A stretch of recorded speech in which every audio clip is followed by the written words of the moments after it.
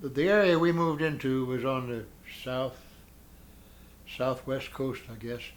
They had already been cleared, pretty much. And all we did there was kind of restage, get set again. We moved all our stuff from Australia there, and then we reorganized it, because when we left Australia to go to New Guinea, we weren't 100% sure where we were going next. So we had to get that reorganized and get loaded for the Admiralty Islands. Every island out there was a little different. You needed a different loading plan, a different procedure. So that's what we did in New Guinea, and we were only there 1 month, maybe, if that much. There was a little firefight. I wasn't involved in it, but there was a little small arms firefighting going on out in our perimeter, but not much. We didn't have very little there. And for small firefights like that in your perimeter, did you have an infantry unit assigned to you, or were you expected to fight yourself? It varied. Sometimes we had a unit assigned, sometimes we were part of the total picture. Many times we were all by ourselves. We had to provide our own security. And that brings up a story.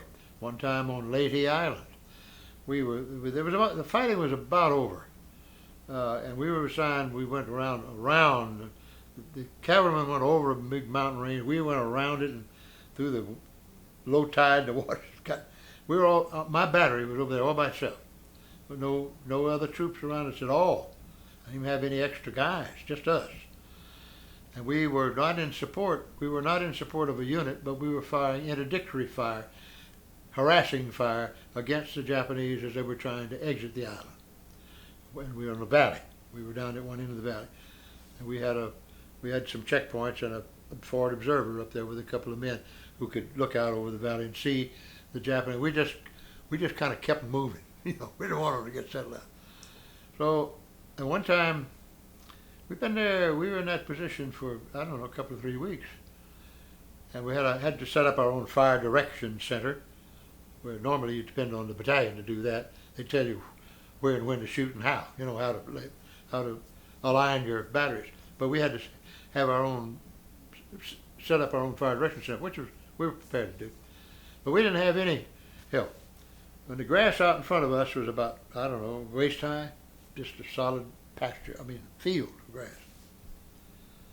Every once in a while we'd see or hear a Jap messing around out in a little clump of bushes, trees out the way, and we'd fire a few rounds. Not big guns, but out there popping. And then we'd go out and reconnoiter our area every night before we closed down, out for several hundred yards to be sure nobody was out there. Then we'd pull back in, and then we'd set up our own little perimeter. We didn't have many men right there at our guns. So one night about midnight, here they came, about 12 of them.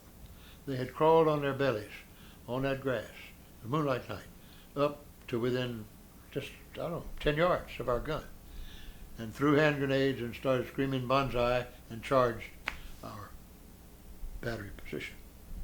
Well, we were alert. Our guys were ready. So they cut loose with the machine guns,